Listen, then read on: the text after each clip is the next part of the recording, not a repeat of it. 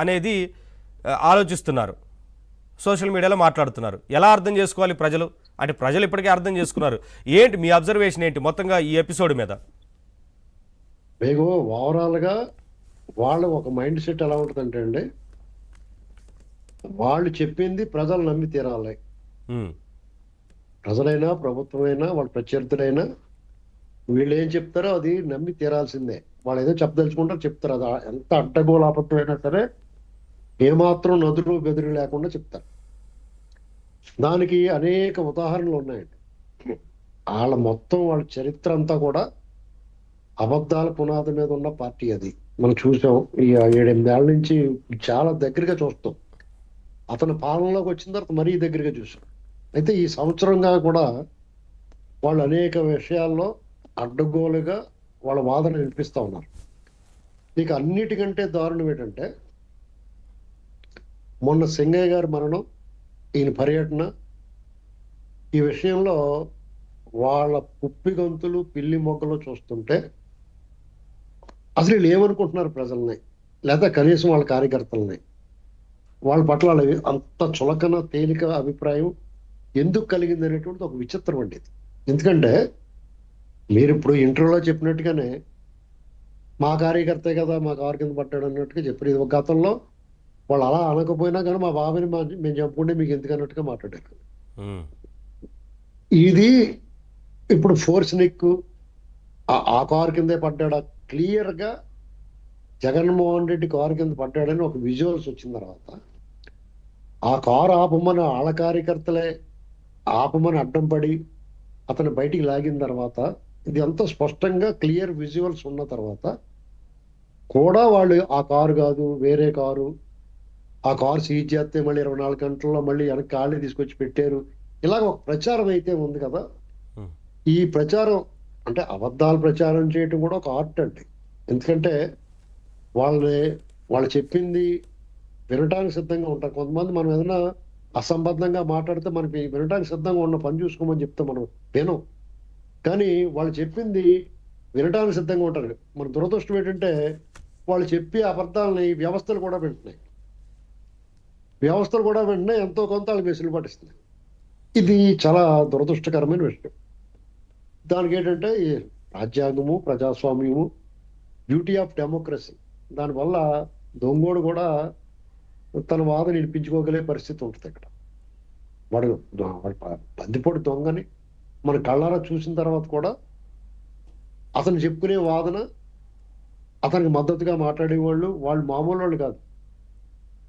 Retired ఐఏఎస్లు ఐపీఎస్లు ఉంటారు, విశ్రాంతి అధికారులు, మాజీ జడ్జిలు, సమాజంలో పలుకుబడి కలిగిన వాళ్ళు ఉంటారు, ఇన్ఫ్లుయెన్సర్స్గా ఉన్న వాళ్ళు ఉంటారు. వీళ్ళందరూ వచ్చి మాట్లాడుతూ ఉంటారు వాళ్ళకి మద్దతుగా. ఇది మనం అసలు ఇటువైపు పోతున్నాం. ఈ ఓటమి ప్రభుత్వం పక్కన పెట్టారు, ఏ ప్రభుత్వం ఉన్నా సరే అక్కడ వాళ్ళు కొన్ని నిబంధనలతో అతనికి అనుమతి ఇచ్చారు. ఆ నియమాలను అతిక్రమించినప్పుడు అతని మీద మొట్టమొదటిగా దానికి పాల్పడిన బాధ్యుడైన ఇతనికి చర్యలు. వీళ్ళు ఎన్ని నియమాలు ఉల్లంఘించారంటే, పరిమిత సంఖ్యలో వాహనాలు, పరిమిత సంఖ్యలో జనం, వాళ్ళు కొన్ని నియమాలు పెట్టారు. దాన్ని పూర్తిగా తొంగలో తొక్కారు. అది మొదటి తప్పిదం. అవును. 2, అతను రోడ్ షోలు చేయకూడదు.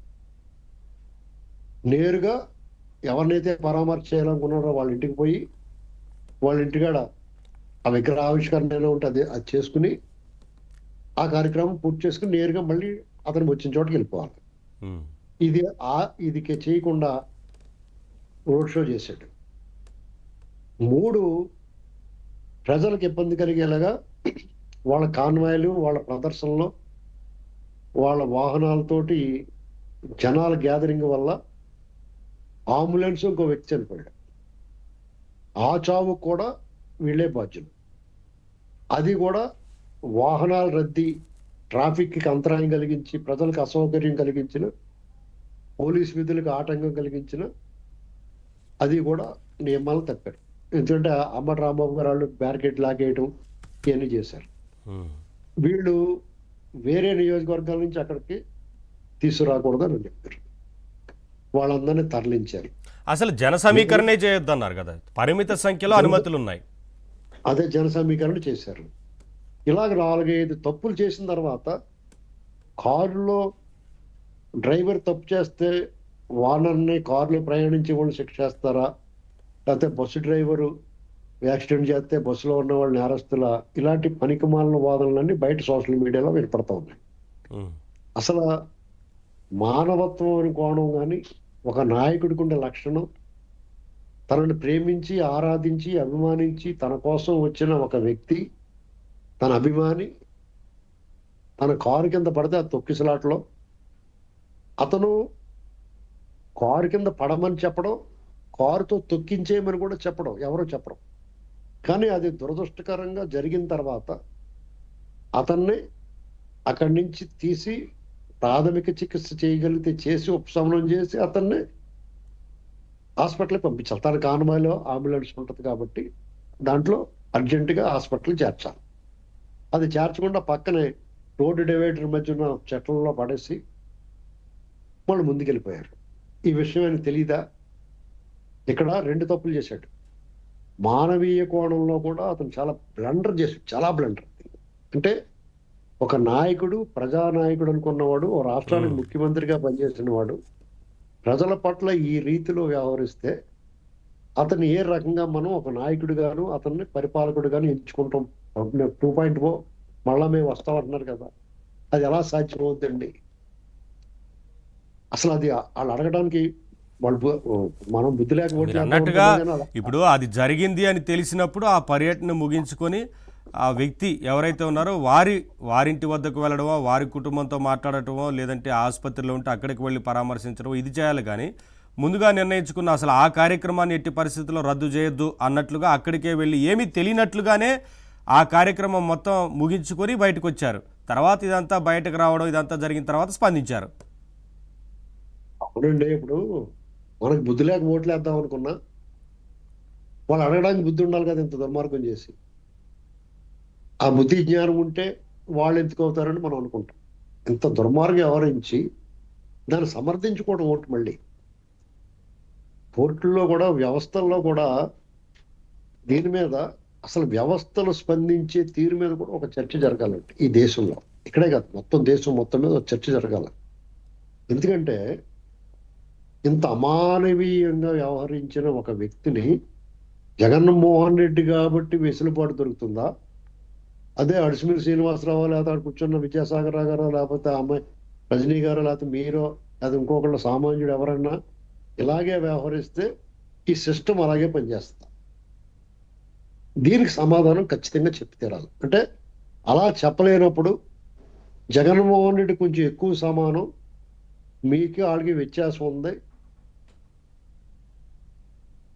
వాళ్ళకి సెపరేట్ రాజ్యాంగం ఉంటుంది, ఈ చట్టము న్యాయము అంతా కూడా మధ్యతరగతి, దిగువ మధ్యతరగతి, సగటు పౌరుడికి మాత్రమే ఉంటుంది.